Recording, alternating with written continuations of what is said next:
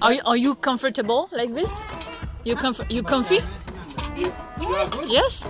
Elle, c'est notre guide. On est en trek en Thaïlande et elle ne comprend pas que pour nous, cette position soit difficile à tenir si on ne décolle pas les talons du sol. Je suis fascinée par cette position depuis au moins 4 ans et surtout par pourquoi est-ce que eux ils y arrivent et pas moi. Et ça fait des années qu'à chaque soirée entre amis, je fais un bilan de qui peut le faire et de qui ne peut pas. C'est bien? On va pas rester des heures. Ouais. Est-ce que t'es confo? Pas du tout. Ok. Je pense qu'à date c'est moi la pire. Il cède avec le... Ou encore à la fin de cette conférence. Alors il y en a qui y arrivent, hein, mais pas tous, loin de là. Alors pour celles et ceux qui sont en train de se moquer devant leur écran parce que eux, soi-disant, y arrivent, alors déjà ça suffit, et puis faites-le. Mettez-vous en position de squat avec les talons bien au sol, hein, et restez dans cette position autant de temps que vous le pouvez. Et c'est censé être une position de repos, hein. Est-ce que vous voyez faire la cuisine, regarder la télé comme ça? Indiquez en commentaire combien de temps vous avez tenu, on verra si c'est si facile que ça. Alors, on n'a pas forcément toutes et tous les mêmes raisons qui font que cette position est difficile. Chez moi, j'ai les hanches qui bloquent, mais pour vous, c'est peut-être une autre raison. Je veux comprendre d'où vient cette incapacité qu'on est très nombreux à partager. Alors j'ai commencé à faire mes recherches. Cette position est appelée le squat asiatique et parfois aussi le squat slave. Est-ce que ça voudrait dire que c'est parce qu'il y a une différence morphologique entre les ethnies que nous, on n'y arrive pas? On va découvrir ensemble si c'est vraiment un truc ethnique et surtout, je veux comprendre pourquoi c'est si dur et à titre personnel, j'ai bien l'intention d'y arriver.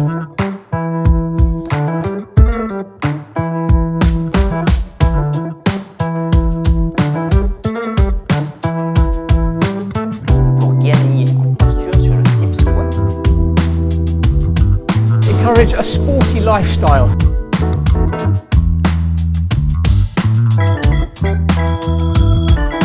Je veux comprendre pourquoi on est si nombreux à ne pas y arriver. Alors j'ai appelé Grégoire. Je te vois plus. Ouais, ça y est. Ok, bon, ça. C'est bon, je me vois. De toute façon, ce qui compte, c'est le son principalement. Grégoire, il est kiné en France, mais il est aussi hyper présent sur les réseaux, notamment sur YouTube.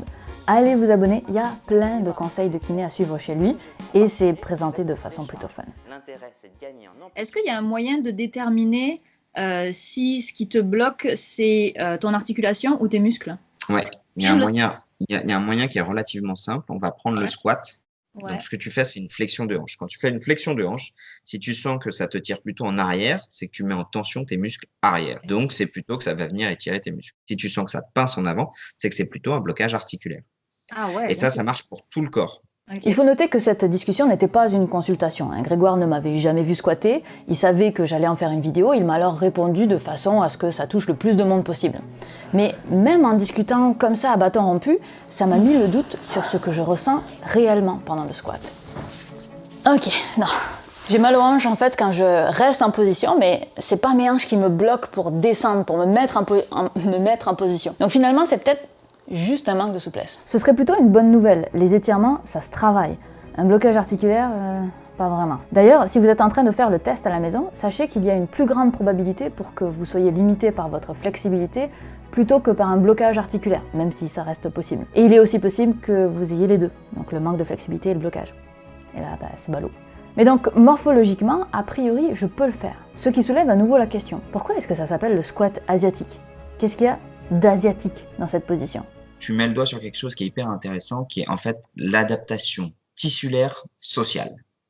Okay. C'est-à-dire que nos tissus, nos cartilages, nos tendons, nos muscles, nos os s'adaptent en fonction des contraintes qu'on leur soumet. Et donc eux, pour des questions sociales, c'est un geste qu'ils font dès le plus jeune âge, puisque socialement ils le font. Du coup, c'est dans leurs us et coutumes d'imiter ce que font leurs pères et de s'installer comme ça dès le plus jeune âge. Donc en fait, leurs muscles et leurs articulations se forment pour pouvoir répondre à cette contrainte-là. Emballer, c'est peser. Le squat n'est pas un truc génétique ni ethnique, c'est une habitude culturelle. Donc dorénavant, on va appeler ça le squat profond, qui est l'autre nom de cette position. À cela, on pourrait ajouter une autre preuve du fait que ce ne soit pas asiatique. Nous-mêmes, caucasiens, quand on était petits, on y arrivait. Ce serait donc une aptitude qu'on a perdue au fil du temps. Alors oui, techniquement on l'a perdue, mais on n'est pas sur un biais d'égalité avec les bébés. Les bébés, ils ont une tête beaucoup plus lourde que la nôtre, des jambes plus courtes et un torse plus long par rapport à leur taille totale. Et leur pelvis n'est pas non plus dans la configuration finale de celle d'un adulte. Bref, la configuration de leur corps fait qu'il est beaucoup plus facile pour un bébé de squatter que pour un adulte. Donc si la comparaison avec les bébés est un peu fallacieuse, il est par contre vrai de dire que nous ne sommes pas capables de squatter aujourd'hui, essentiellement parce qu'on est sans arrêt vissé sur une chaise. On n'a alors pas conservé ni développé la force et la souplesse nécessaires pour squatter. Ok, maintenant, comment on fait pour y arriver? C'est une position hyper pratique de repos, c'est couillon de plus pouvoir en profiter simplement parce qu'on s'est trop habitué à la chaise. J'ai demandé à Grégoire un programme d'entraînement. Si j'ai la morphologie pour le faire, je veux y arriver. Au final, il m'a donné un protocole de 6 exercices d'étirement, de renforcement et de mobilité qui s'intéresse à tous les muscles en jeu dans ce mouvement. Je pense que tu vas avoir une bonne efficacité si tu t'y tiens tous les jours. Tu prends une vingtaine de minutes et tu te fais tout ça tous les jours au bout de 10 jours. Ah ouais, au bout de 10 jours, tu penses que je vais voir une différence? Et en fait, principalement, ce que tu vas avoir au bout de 10 jours, c'est une adaptation neuronale. L'adaptation neuronale, vous savez déjà ce que c'est quand on fait un étirement genre 3 fois d'affilée et qu'on va de plus en plus loin à chaque fois. Alors, chez moi, c'est pas très impressionnant, mais normalement, on va de plus en plus loin. Mais dans le fond, on n'a pas tant allongé la longueur de nos muscles, mais plutôt qu'à force d'étirer le muscle, on reçoit de moins en moins de signaux de douleur. Et donc, on va plus loin parce qu'on a moins mal. C'est une adaptation neuronale, une adaptation à la douleur. Pour vraiment allonger de la longueur à nos muscles, c'est pas en 2 semaines que ce sera possible. En fait, le protocole pour pouvoir gagner sur un étirement, accroche-toi bien, ce serait d'étirer chaque muscle au minimum 5 fois par semaine pendant 10 minutes sur une échelle douloureuse qui serait comprise entre 6 et 8. Wow. Alors, comme je suis plutôt impatiente, on va opter pour la méthode rapide. Et je dis « on » parce que en fait, je vais faire tout ça avec Franck, qui est le cobaye officiel de Syllabus. Parce que j'ai pas envie de souffrir toute seule. Mais si je fais la vidéo avec Franck, ça implique autre chose. Ça implique qu'on va se lancer dans des trucs complètement overkill, qui vont royalement échouer. Mais à ce moment-là, on ne savait pas encore. Nous voici au laboratoire de biomécanique, de simulation et de modélisation du mouvement. Les machins que vous voyez là, ce sont les caméras d'un système de capture de mouvement. Et vous avez déjà vu ce truc à peu près partout dès que l'on parle d'effets spéciaux. Ça permet de reproduire un bonhomme virtuel à partir de mouvements réels. Les caméras captent en temps réel la position des marqueurs, ce sont les petites boules blanches, qui sont à des endroits bien précis sur le corps. Sur les pieds, les mollets, les cuisses, les hanches, le torse, les épaules, les coudes, les mains, et j'imagine 4 sur la tête. Ouais. Les coordonnées de chacun des points sont ensuite interprétées, ce qui permet de créer un petit bonhomme, un avatar de nous-mêmes. La raison pour laquelle on est allé dans ce laboratoire, c'est parce qu'on voulait mesurer nos angles de cheville, de genoux et de hanches avant de commencer le programme d'entraînement, puis revenir dans 2 semaines pour voir si on s'était amélioré. Oui, alors nous c'est vachement moins sexy, on n'a pas de fond vert avec un pyjama moulant et de l'éclairage de cinéma, mais au niveau technique, c'est pareil. Ok, faut se rendre compte que Franck et moi, on a les yeux qui brillent devant ce genre d'appareil. C'est le Graal de la biomécanique, ce qui rend ce fail d'autant plus frustrant. Quand on s'assoit en squat, on se plie. Et en se pliant, on cache les petites bouboules, nos petits marqueurs. Et si la caméra ne peut plus les voir, même notre petit bonhomme virtuel, qui devait donc nous servir à mesurer nos angles, perd toute une partie de sa jambe. Et il est alors impossible de faire la moindre mesure directe. C'est un problème qui techniquement pourrait se régler de plusieurs façons, mais avec du temps. Sauf que dans le contexte de mes vidéos à moi, je fais rester des chercheurs après leur temps de travail et je les rémunère avec des crêpes. En plus, leur système est installé pour des expériences qui sont en cours, donc si on leur change quoi que ce soit, on modifie leurs conditions expérimentales. Bref, on a abandonné l'idée de faire ces mesures, mes vidéos sont moins importantes que leurs recherches. On s'est alors rabattu sur la bonne vieille méthode de la photo avant-après. C'est imparfait, mais à l'instant T, on n'avait rien de mieux sous la main. Et une fois les photos prises, Franck et moi sommes partis pour 2 semaines d'étirement intensif.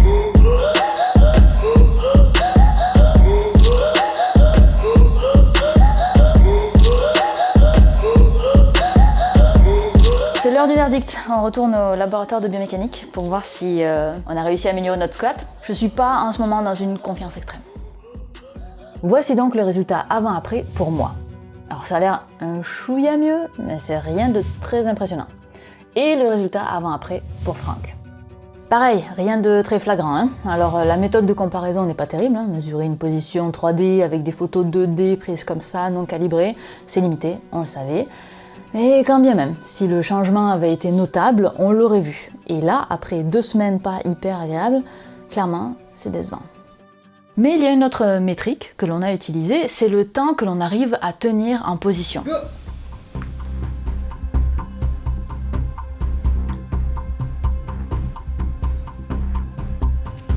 Oh putain, c'est dur. Allez. Avant de commencer l'entraînement de 2 semaines, je tenais 18 secondes en position de squat, tandis que Franck tenait 51 secondes. Oh putain. Eh, t'as battu ton record là. Oui. Vous allez pas bientôt tomber, vous? Une 10. Non? Peut-être que je bluffe. Je suis en train de souffrir ma vie. Et après, je suis montée à 1 minute 18, À sentir que ça tire. Franck 2 minutes 57. Putain, Ouais. c'était bien amélioré là? L'entraînement a donc marché dans le sens où on a moins de signaux de douleur, ce qui nous permet de rester plus longtemps en position et d'être plus à l'aise. Mais ça, c'est rien à côté de Rani. Elle a tenu 10 minutes et s'est arrêtée essentiellement parce qu'elle en avait assez. Donc moi j'arrête parce que j'ai trop mal dans les hanches. Franck, lui, c'est pour une autre raison, hein, c'est parce que ses muscles du devant du tibia chauffent trop. Et Rani, c'est parce qu'elle s'ennuie. Bien. Alors, si on résume, j'ai parlé avec Grégoire, on a fait 2 séances de test, 15 jours d'entraînement, et je pense que je comprends de moins en moins pourquoi cette position est si difficile. On a une dernière carte à jouer. Cette carte, c'est Moira. Elle est physiothérapeute, ce qui est l'équivalent d'un kiné pour la France, et elle a accepté de venir analyser notre position pour qu'on comprenne nos différences et pourquoi c'est si difficile pour nous quand c'est si facile pour Rani. Et c'est là que j'ai enfin compris. La première chose vraiment importante pour arriver à faire un squat, c'est de trouver son équilibre.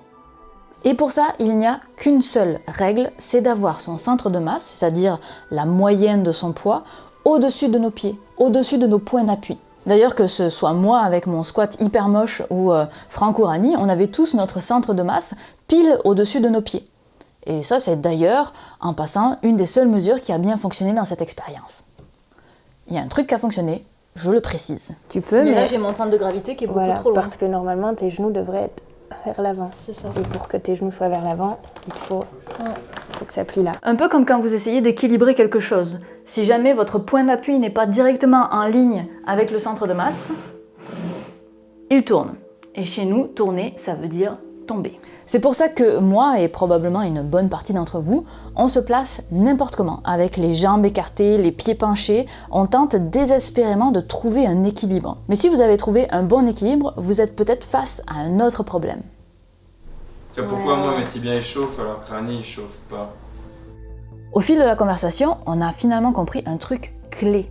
Quand Rani est en position, sa souplesse lui permettrait techniquement de se fléchir encore plus, alors que Franck, qui est dans la même position, est en limite de flexibilité. Ça veut dire que pour maintenir sa position, il faut qu'il contracte ses muscles activement pour avoir l'angle qu'il faut au niveau de la cheville et maintenir son équilibre. Franck contracte ses muscles quand Rani ne les contracte quasiment pas parce qu'elle est en appui sur ses articulations. C'est donc pour ça que les muscles de Franck chauffent, c'est parce qu'il a besoin d'une contraction active de ses muscles pour maintenir la position, quand Rani le fait de façon beaucoup plus passive. Et là, c'est donc finalement un manque de flexibilité dans la cheville pour Franck. Et je me doutais pas que pour moi, vous allez voir. Si tu essayes de garder tes pieds comme ça ici, ça descend moins. Hein. Ça descend moins. Là, on voit que tu manques de flexion dorsale, donc tu vas comme ça ici. Ouais. Puis donc t'ouvres, tu viens chercher aussi une ouverture dans tes hanches. Ouais. Et là, ça vient chercher dans tes hanches. Si tu restes... Ouais, c'est ça. Donc, je pense pas que c'est tes hanches qui te limitent dans ce mouvement de squat. Ah non? Si tu avais une mobilité complète, une flexion dorsale dans tes chevilles, tu n'irais pas chercher autant de rotation externe dans tes hanches. Alors, tu n'aurais pas de douleur dans les hanches. Est-ce que vous avez compris ce que ça veut dire? Moi, j'ai mal à la hanche parce que je me plie fortement au point de créer un pincement. Et probablement que je contracte aussi beaucoup certains muscles de la hanche aussi. Mais je me mets comme ça parce que, en réalité, en amont, ce sont mes chevilles qui bloquent. Et si je libère mes chevilles avec un petit monticule pour m'aider, j'ai plus mal dans les hanches et je peux rester comme ça assez longtemps. D'ailleurs, au bout d'un moment, mes muscles, exactement les mêmes que ceux de Franck, eux aussi se mettent à chauffer. Et c'est ça qui va me faire arrêter la position. Donc en fait, avec ma position bizarre et très élégante, j'essaie de compenser mon manque de flexibilité dans les chevilles. Donc qu'il s'agisse de Franck ou de moi, la douleur, elle se trouve pas au même endroit, mais elle vient d'un problème similaire, un manque de flexibilité des chevilles. Ok, that's enough. Et ça, c'est un point intéressant. C'est spécifiquement la flexibilité des chevilles qui compte. Regardez la différence entre Rani et Franck. Franck est beaucoup plus flexible que Rani tout ici. Pourtant, Rani arrive beaucoup mieux à faire le squat. J'y avais pas prêté attention à l'époque, mais Grégoire m'avait déjà prévenu au sujet de la cheville. Je te cache pas que c'est probablement l'articulation qui va le plus te poser de problèmes, parce qu'elle est très très forte, elle est très très stable, puisque c'est l'articulation la plus basse du corps humain, et donc tu auras du mal à gagner là-dessus. Tu pourras tricher par contre en mettant des petites talonnettes sous les talons. Non, mais tu peux tout à fait te dire, ben voilà, j'arrive à le faire, la seule articulation que j'ai pas réussi à gagner, ce sont les chevilles. Malgré toutes ces erreurs, ma compréhension, et la vôtre j'espère, s'améliore. Depuis tout ce temps, c'était donc simplement un manque de flexibilité dans les chevilles. D'ailleurs, vous en êtes où, vous? Toujours en train de squatter? Bon alors au final, voici ma conclusion sur cette position. Premièrement, elle n'est pas impossible. On est nombreux à avoir perdu la souplesse nécessaire par manque de pratique, mais ça se travaille. À part de rares cas, nous avons la morphologie pour y arriver. Ce sont notre culture et nos coutumes qui ont fait que notre physicalité, en quelque sorte, a changé. Privilégier la chaise nous a privés de cette capacité. Deuxièmement, c'est le manque de flexibilité des chevilles qui est probablement la raison pour laquelle cette position nous est maintenant difficilement accessible. Et troisièmement, il faut trouver son équilibre, ce qui ne sera pas forcément le même pour tout le monde.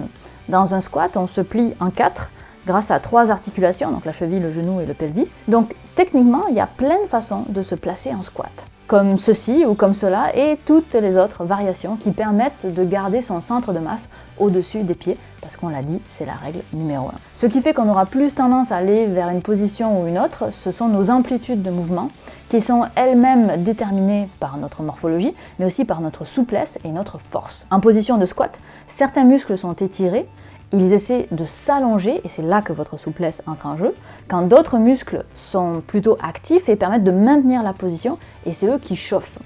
Et plus vous êtes souple, moins vous aurez besoin de contracter vos muscles pour maintenir la position. Donc, selon votre souplesse, votre morphologie, peut-être que vous êtes capable de squatter comme ce monsieur, qui visiblement n'a pas du tout besoin de flexibilité dans la cheville. On a fini l'expérience fin juin 2019, aujourd'hui on est le 25 mars 2020, et j'ai essayé de faire le squat au moins 5 fois par semaine depuis, et voici donc le résultat. Tada! J'y arrive toujours pas, au moins je sais pourquoi. Merci d'avoir regardé cette vidéo d'un format différent d'habitude. J'espère que ça vous a plu au point où vous la partagerez peut-être sur les réseaux sociaux et peut-être même que vous allez vous abonner. Je voudrais remercier toutes les personnes qui ont bien voulu squatter avec moi, avec nous, pour alimenter cette réflexion pendant toutes ces années. On a recruté beaucoup de monde et même des gens dont on n'a pas parlé dans la vidéo, mais qui ont permis d'avancer dans cette réflexion. Et on nous a aussi laissé accès à du matériel de recherche de pointe, même s'il y a eu les échecs qu'on a vus. Un grand merci à Franck qui est toujours là pour faire le cobaye, mais aussi pour réfléchir à comment vous partagez cette expérience. Merci aussi à Anne-Laure et Gauthier du laboratoire S2M, dirigé par Michael Bégon, et qui nous a donc donné accès à son laboratoire et au matériel. Et à Rani pour l'expérimentation, évidemment, à Manuel pour le cadrage, à Grégoire, allez sur sa chaîne, et Moira, donc les kinés et physios que vous avez vus et qui nous ont beaucoup aidés. Et merci à vous d'avoir regardé cette vidéo. Entre l'idée et la publication, il s'est passé à peu près 4 ans. Et j'espère que ça en valait la peine. On se retrouve mercredi, dans 2 semaines. D'ici là, portez-vous bien. À la prochaine. Bye.